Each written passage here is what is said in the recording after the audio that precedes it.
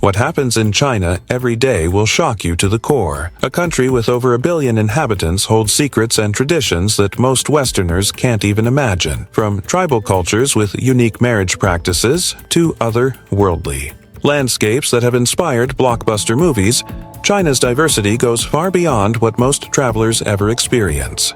Join us as we discover the bizarre things that only happen in China. Let's go. Number 15. The Shanghai Marriage Market. Every weekend in Shanghai's People's Park, one of the world's strangest marketplaces springs to life when hundreds of anxious parents and grandparents gather to trade their most precious commodity, their children's marital prospects. The so-called marriage market resembles a bizarre job fair where parents display resumes of their unmarried adult children on umbrellas, clotheslines, or simply taped to trees. These profiles list age, height, income, education, property ownership, and sometimes even blood type, all without the knowledge or consent of the children being advertised. Parents walk around scrutinizing these matrimonial resumes, taking notes and exchanging contact information when potential matches seem promising. Professional matchmakers circulate through the crowd, offering to connect families for a fee. Number 14. The Mosuo tribe. In the remote mountains bordering Yunnan and Sichuan provinces lives the Mosuo people, one of the world's last matriarchal societies. Here, women rule the household, own the property, and make all important decisions. But what truly shocks visitors is their unique walking marriage system. In Mosuo society, traditional marriage doesn't exist. Instead, women choose their lovers freely and can have multiple partners throughout their lives. Men visit their lovers only at night, returning to their maternal home before dawn. The men have no financial responsibility for any children resulting. From these unions, all children are raised in the mother's household by her and her brothers. Mosuo women select potential partners during traditional walking dances, where they exchange handkerchiefs with men they find attractive. If the courtship progresses, the man will be invited for a sweet night visit. Number 13. Mount Hua. In Shanxi province stands Mount Hua, home to what many consider the world's most dangerous hiking path. The infamous plank walk consists of wooden boards bolted into a sheer cliff face at 7,000 feet. With nothing below but certain death. The boards are barely wide enough for 1 foot, forcing hikers to sidestep along the mountain face while clinging to chains hammered into the rock. Before reaching this notorious section, hikers must first climb thousands of near-vertical steps carved into the mountain, cross bridges consisting of nothing more than chain links, and ascend the heavenly stairs. Stone steps so steep they're practically a ladder. Many sections have no guardrails despite drops of over 1,000 feet. I have a question for you. First, I would like to say that it is possible to follow the greatest curiosities of our world every day. But to do so, you need to be subscribed to our channel. So, are you already subscribed? If not, take the opportunity to subscribe now. Also, take the opportunity to like the video so YouTube will recommend more videos from our channel. So leave your like right now. And now that you have done that, let's go. Number 12. The Hanging Coffins of China. Along the steep cliffs of central and southwestern China, hundreds of ancient wooden coffins hang precariously from rock faces, some suspended more than 400 feet above the ground. This mysterious burial practice was primarily carried out by the Bo people, an ethnic group that disappeared around 400 years ago. The coffins, dating back as far as 3,000 years, were placed in natural rock caves or on wooden stakes driven into the cliffside. Some hang from prehistoric man-made holes drilled into vertical rock faces using technology that remains unexplained. The most remarkable sites contain hundreds of coffins grouped together in seemingly inaccessible locations. Several theories attempt to explain this dangerous burial practice. One suggests placing the dead closer to heaven facilitated their journey to the afterlife. Number 11. Ghost marriages. One of China's most macabre traditions is the practice of ghost marriages, where families marry off their deceased children to other dead people. This ancient ritual, still practiced in rural areas of northern China, stems from the belief that unmarried spirits become restless ghosts who will haunt their families. When a person dies unmarried, their family seeks a suitable deceased spouse. through matchmakers specializing in ghost marriages. Once a match is found, elaborate wedding ceremonies are conducted with spirit tablets or sometimes effigies representing the deceased couple. The families exchange bride prices and dowries just as they would for living people. In the most traditional cases, both deceased individuals are exhumed and reburied together in a shared grave to symbolize their eternal union. Number 10. China's colorful mountains. In the Gansu province of northwestern China lies a geological wonder that appears more like an artist's canvas than a natural formation. The Zhangjiajie landform features rainbow-colored mountains where layers of red sandstone and mineral deposits have created bands of vibrant colors ranging from deep crimson and bright yellow to greenish blue and pure white.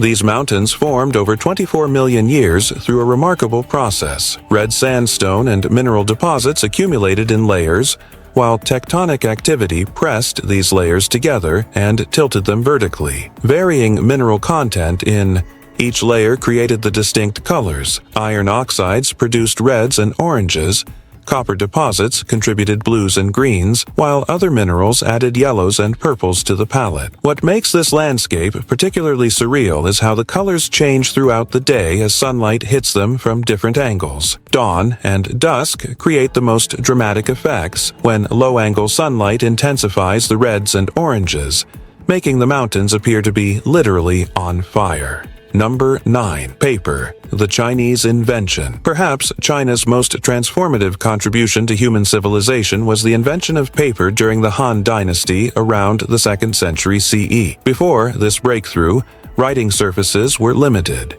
to expensive silk, cumbersome bamboo strips, or heavy stone tablets, all of which restricted the spread of knowledge to elites. The paper-making process, developed by court official Kai Lun, used readily available materials like tree bark, hemp, rags, and fishing nets, creating an affordable medium that democratized information. This revolutionary invention completely transformed how knowledge was preserved and transmitted across generations. Suddenly, books could be produced more cheaply and in greater quantities. Government records, philosophical works, poetry, and scientific discoveries could be recorded and distributed widely. Paper's portability allowed ideas to travel farther and faster than ever before. Number 8. Bama, the village of immortals. Hidden in the mountainous region of Guangxi province lies Bama, a place that seems to hold the secret to eternal life. This remote village has one of the highest concentrations of centenarians in the world, with residents regularly living well beyond 100 years in remarkable health. Scientists from across the globe flock to Bama trying to unlock its longevity secrets. The water in Bama contains unusually high levels of calcium, zinc, and selenium that some researchers believe contribute to cellular health and longevity. The air quality is exceptional, with oxygen levels significantly higher than in urban areas and virtually no pollution. The Bama diet consists primarily of locally grown vegetables, minimal meat, and fermented foods rich in probiotics. Most centenarians consume a bowl of hemp seed soup daily, a tradition they believe contributes to their longevity. Number 7. Zhangjiajie, the floating mountains. The Zhangjiajie National Forest Park in Hunan Province contains one of the most otherworldly landscapes on Earth. Over 3,000 quartzite sandstone pillars rise dramatically from the misty forests below, some reaching heights of over 1,000 feet.